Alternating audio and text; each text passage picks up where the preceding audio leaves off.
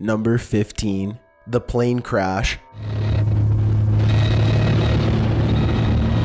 Damn, hang on, right! On August 10th, 1984, two men were departing from Granby, Colorado en route to Jeffco but never arrived. 3 years later, the wreckage was discovered by some backpackers, and they reported it to authorities. Among the wreckage, they found a damaged VHS tape which contained footage of the crash. The 6.5-minute video was recorded via a VHS camcorder mounted on the instrument panel. The tape was so badly damaged that pieces of the tape were found hanging on the trees, though it was repaired by Colorado authorities. They concluded the pilot, James Cadell, had not taken into account the rising terrain which led to the crash. He attempted a steep right bank, but the plane stalled 3 times. Quite possibly the most chilling part is when James yells to his only passenger, Ronald Wilmont, to hang on just moments before they hit the terrain. Damn, hang on, right! Number 14. Stephen McDaniel.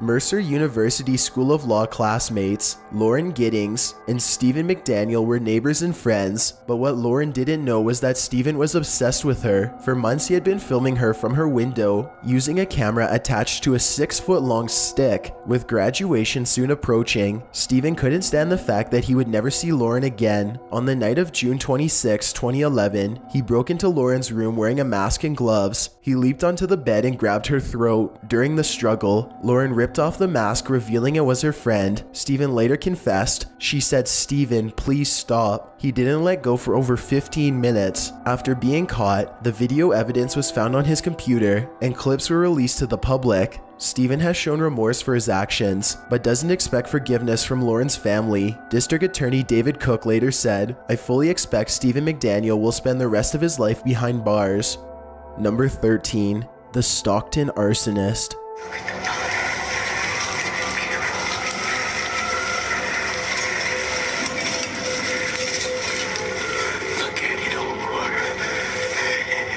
In Stockton, California on August 15, 1989, an overheated car pulled over to the side of the road on Interstate 205. The driver decided him and his son should walk to the nearest phone for help. Not far from the car, he noticed a jacket on the ground. Upon picking it up, he discovered an unlabeled videotape in the pocket. He took it with them, and after returning home, they watched the VHS. They turned it over to the police immediately afterwards. The cameraman was standing not far from a house completely in flames while whispering to himself. Captain Frank Curry was assigned to the case, and even he was disturbed on how eerie the video was.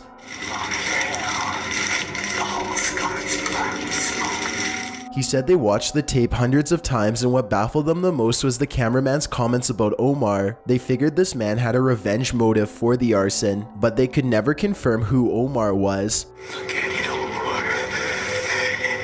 Investigators went to the spot where the videotape was first discovered, and the jacket was amazingly still there. After searching it, they found items that led them to believe the cameraman was a devil worshipper, including a wooden pestle and a ceramic skull. Despite these new clues, they still had no leads on the arsonist, or even the house that was burnt down in the tape. The house was believed to be one story with 2 chimneys. Clips were eventually released to the public, and it was only when the tape was shown on the TV show Unsolved Mysteries that the house was identified. Located in Redwood City, about 80 miles away from where the VHS was discovered. On the night of the fire, the Woodside fire captain also recorded the burning house, and once the 2 videos were compared, it was a confirmed match. Redwood City Police Detective Mark Polo already had 2 suspects. Both were youth. One is seen in this clip wearing a mask. After interviewing the pair, they admitted to starting the fire, and one was sent to juvie while the other was committed to a mental hospital. The only mystery that remains is, who was Omar? Your house is next. Number 12. The abandoned mine accident. This is going to America's Funniest when somebody falls. That's a good idea. Alrighty. Oh, that's the cable. Don't touch that. Abandoned mines are defined as sites where mining activity took place but proper mine closure procedures never took place. This means that many forms of potential danger can be found inside one. This footage was filmed on July 8, 1998 in an abandoned mine in Utah. A group of boys are exploring inside. As one of them films it, they eventually find a rope that leads down to the main shaft, and they begin to question how they will get back up if they do decide to go down. Down to the main shaft. Wow, so we're climbing down this rope. Yeah. How far down? How are we getting out of it? Climbing up it. I see. Oh, this is exciting. Who's got bad rope climbing skills? I've climbed ropes before. And There's a little ledge you can rest on. how far down does it go? They estimate that the rope leads down about 30 feet. One of them eventually decides to try climbing down. It's all like this. Is it off now? No, it's not. How am I gonna get this thing down there? Yeah, but how am I gonna get back up? It's 30, has a knot. I don't have Take good. Give you my belt, strap it on. Adam! Oh, Adam! Within seconds, the rope breaks, sending the boy falling as his friends scream his name. Adam ended up falling 65 feet, knocking him unconscious, but amazingly, he was still alive. He had to wait for hours in pitch black while emergency services attempted to rescue him. This video should serve as an example as to why you shouldn't explore abandoned mines. Number 11. Lost in the Catacombs.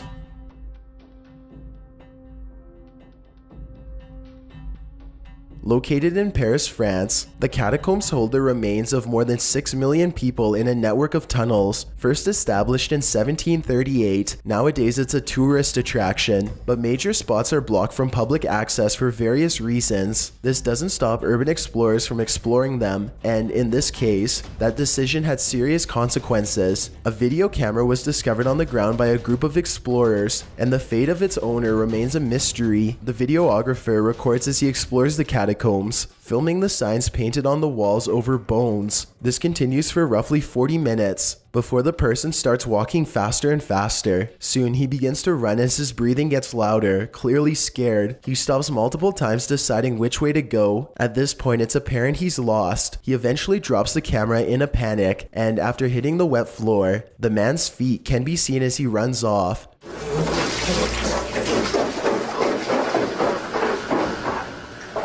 The camera keeps recording until the battery dies. A group of cataphiles, who knows the tunnel networks very well, searched for 12 hours trying to find clues of the man's whereabouts, but found nothing. This has made people question the authenticity of the tape, but no one has come forward with more info to this day. Number 10. Yuri Lipsky.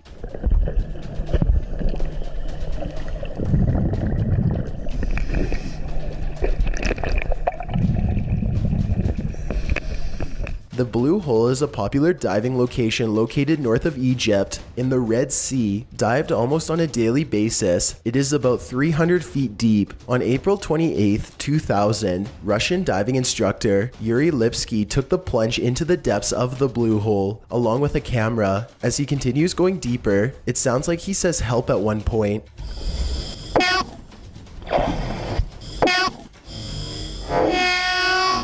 But at this point, he could have easily returned to the surface. He continues descending quite fast, roughly dropping at about 100 feet per minute. At 81 meters or 265 feet deep, he finally checks his computer, but since he is diving with standard air, he is already suffering the effects of nitrogen narcosis. At this depth, one commenter says it's the equivalent of downing 8 martinis. The further he goes down, the worse the effects are. There's been cases of people removing their regulator and offering it to a fish from the effects of narcosis. When he reaches the full depth of the Blue Hole, it's clear that the regulator is not in his mouth, and he begins to panic, eventually becoming entangled. Yuri never returned back to the surface, and this footage was found when he was. A Redditor goes into great detail about everything that went wrong, and the link can be found in the sources. But to summarize, it was a combination of nitrogen narcosis, oxygen toxicity, a single tank, improper gas mixing, and overweighting. Even with the mistakes this diving instructor should have never made, it's a very sad situation and outcome. Number 9. Ricardo Lopez. Okay, I'm ready to roll. The manager's downstairs. That's a problem.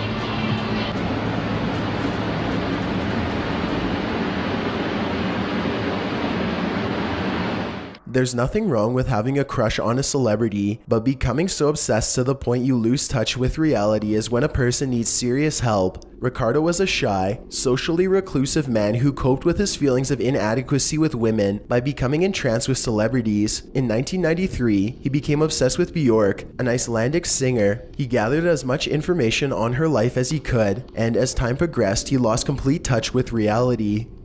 In his diary, he wrote of fantasies of inventing a time machine to return to the 1970s to become friends with her. His diary eventually reached 803 pages in length. 3 years later, while living alone in Hollywood, Florida, he read an article saying Björk was in a relationship with fellow singer Goldie. This caused Ricardo to feel betrayed by the singer, which made him extremely angry. He wrote about his fantasies to punish Björk. Ricardo started a video diary, which would reach 22 hours of footage about his plans for revenge. When Björk and Goldie's relationship became more serious, he concluded that he had to take Björk's life. He constructed a device rigged with sulfuric acid in a hollowed out book which would be sent to Björk's house, appearing from her record label. On September 12, 1996, he began filming his last diary entry while preparing to mail the device. After returning from the post office, he covers himself in grease paint and takes his own life on camera. 4 days later, the police department entered his home and discovered the tapes. Upon viewing them, they contacted Scotland Yard, who intercepted the package safely. Without Ricardo's knowledge, Björk and Goldie had ended their relationship only days before he sent the package. Björk later said she was very distressed by the incident. Number 8. Amber Tuccaro. Yo, where are we going? No, this is a...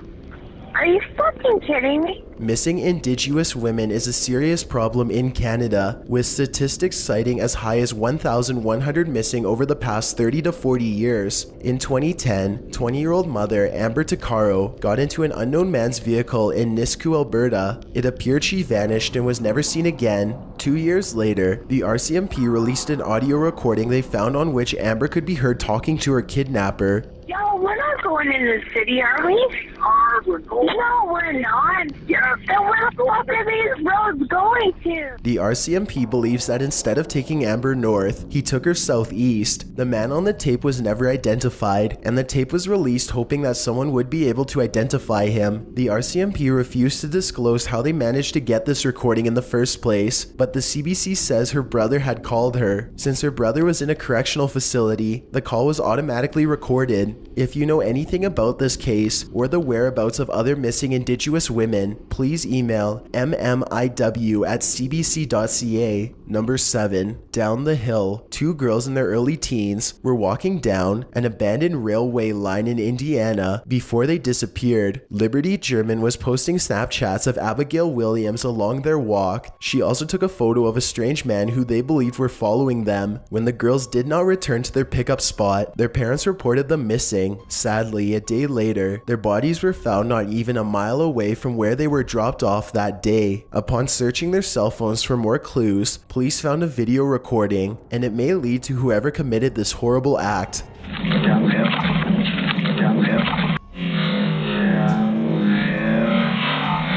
While the actual found footage is longer, only 3 words were released to the public. The quality of the audio is quite low, but the authorities are hoping someone will recognize this voice. The mysterious man on her Snapchat story is the main suspect, but he still has not been identified. If you know anything about this case, the tip line number is 844-459-5786. You can remain anonymous if you wish. Number 6. Station Nightclub.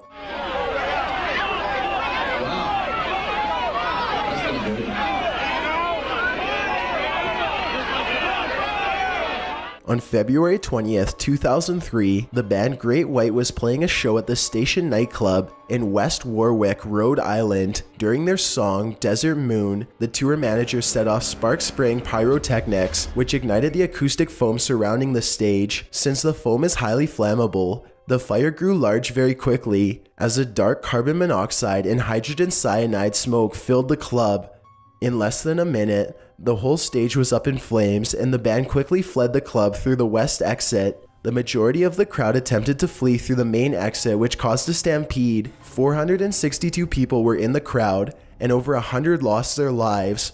Sadly, it was reported a bouncer stopped people from exiting through the west exit like the band, saying the door was for the band only. The cameraman managed to escape and recorded from outside as the entire building was up in flames. The band manager who set off the pyrotechnics was sentenced to 15 years, but only served 2. The nightclub owners say they did not give permission for the band to use pyrotechnics, but the band said otherwise. Number 5. Ricky Rodriguez. These fuckers are abused, they're beat on, abused for fucking everything. I only want it for one purpose, and that is taking out the scum, taking out the fucking trash.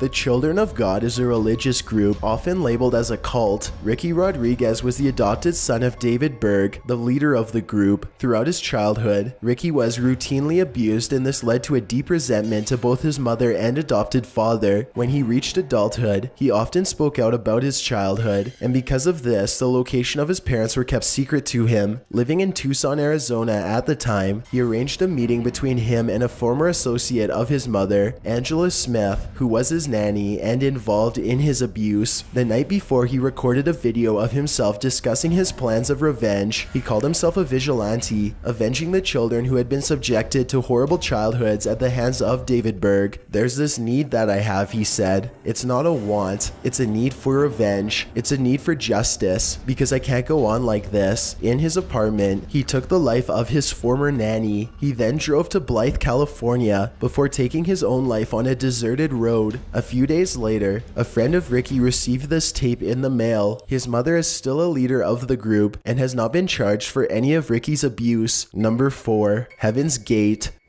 We have no fear. We're proud and looking forward to what's ahead, and we believe all our classmates feel the same way. Actually, you all couldn't really know it unless you had done what we had done and been through what we had been through, but I think you can trust, our judgment in this. Led by Marshall Applewhite and Bonnie Nettles, you may have heard of this cult due to their highly unusual belief system. They believed that Earth was going to be recycled, and the only way to survive was to leave it immediately. How they were going to leave was via a UFO, and the only way to get on was to take your own life. Believing the human body was a vessel with the only purpose of helping them on their journey. Days before they were to begin their journey, Marshall began filming their final days. He had persuaded 38 of his followers to join him, saying that a spaceship was following Comet Hale-Bopp. These tapes recalled their exit statements and contained interviews with all of their followers. All seem happy while interviewed, or at least calm, not fully comprehending the reality of their situation. Starting on March 24th, 1997, the followers began eating phenobarbital with applesauce and washed it down with some vodka. Then they fastened bags around their heads and laid in their own beds. 15 members took their lives that day, 15 more did the next, and 9 more the day after that. Heaven's Gate had their website hosted on a Romanian ISP, and they mailed the webmaster their final press release and the exit statement tapes. The Romanian webmaster was only told prior that they were a small monastery with non-traditional views, so it's safe to assume he received quite a shock receiving this package. Though this happened roughly 20 years ago, their website is still active, and apparently emailing them can warrant a swift, polite response. I'm here to offer you, as these are, an opportunity to know the truth so that if you can connect with it at any level, then you might survive. Number 3. Soul Ferry Sinking. 좋습니다. 네, 살아서 봅시다. 와, 해경 온답니다. 네, 와, 진짜 나 살고 싶어요. 살고 싶어요.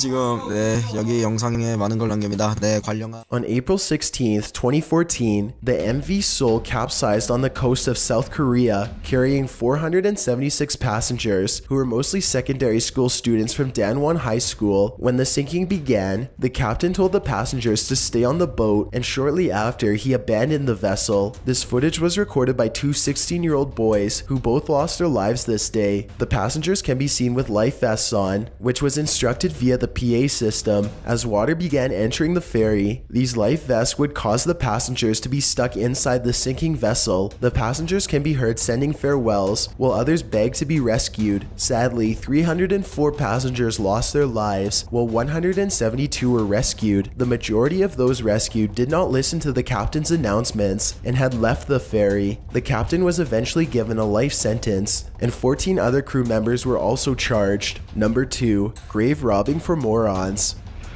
Slice, okay, you peel it back like that, okay, and you will find the ends of the bones. You will not see the rest of it, but you will only see this part. This is a mystery that the internet has been trying to solve for a very long time now, with entire websites dedicated to identifying the people behind its creation. In the 1990s, this homemade tape began circulating in VHS trading with the title Grave Robbing for Morons. The 27-minute video features a teenager explaining pretty much everything you need to know about robbing a grave.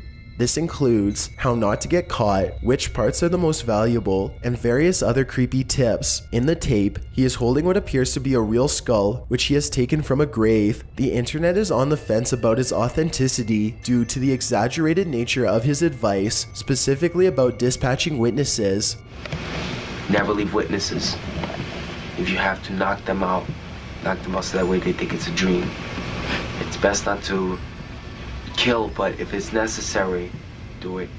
With others saying the skull he is holding looks too real for the video to be fake, but possibly he doesn't know completely what he's talking about. The video ends with him saying, "If you're watching this video, then you'll know who it was," before throwing up a hang loose sign. How this footage was found in the first place still remains a mystery, and it seems like it's not going to be solved anytime soon. Before we get to number 1, my name is Chills and I hope you're enjoying the video so far. If you've ever been curious as to what I look like in real life, then follow me on Instagram at DylanIsChillinYT with underscores instead of spaces. I also have a Twitter at YT_chills where I post video updates. I'd really appreciate it if you followed me, and feel free to send me a DM if you have any questions or suggestions. If you'd like to see more of these videos in the future, then hit that subscribe button because we upload new countdowns every Tuesday and Saturday. Number 1, Casey stuttered. I'm sorry, Cassie's family, but GI number 1. We have to stick with the plan. On September 22nd, 2016, high school started like just a normal day for Casey Stuttered. Brian Draper began filming her in the morning before class, asking about the whereabouts of Tori Adamkick. Wait, have you seen Tori? It's clear in this recording how uncomfortable she looks around Brian. Little did she know at the time about Brian and Tori's sick plan involving her. Later, the pair filmed themselves apologizing to Casey's family for what's about to happen tonight. Casey was house sitting for relatives and was visited by her boyfriend, Matt. Later that night, they were visited by Brian and Tori, and the four decided to watch a movie. Brian and Tori left soon after but had not gone far. The two waited until Matt left before entering the house and took Casey's life with a kitchen knife. Even more disturbing is their reactions, which they recorded after driving away from the scene. Just killed Cassie. We just left her house. This is not a fucking joke. I stabbed her in the throat and I saw her lifeless body just disappear. Dude, I just killed Cassie. Oh, fuck. That felt like it wasn't real. I mean, it went by so fast. Shut the fuck up. We gotta get our act straight. Okay. The pair were arrested just 5 days later, and this footage was discovered. Both blamed each other in interrogation and were each given life sentences without possibility of parole. Their motive was determined as seeking fame, and the only thing Casey had done wrong was befriending the pair. Through analyzing the found footage, it seems like the pair were complete psychopaths, saying their actions shouldn't be illegal because it only makes them want to do it more. Hell, you restrict somebody from it, they're gonna want it more. We found our victim, and sad as it may be, she's our friend. But you know what? We all have to make sacrifices. Our first victim is going to be Cassie Stoddard. She's going to be alone in a big, dark house out in the middle of nowhere. How perfect can you get? Thanks for checking out this video. Be sure to subscribe because we upload new countdowns every Tuesday and Saturday. Or if you're still not convinced, here are some of our other videos that I think you'd like. Enjoy!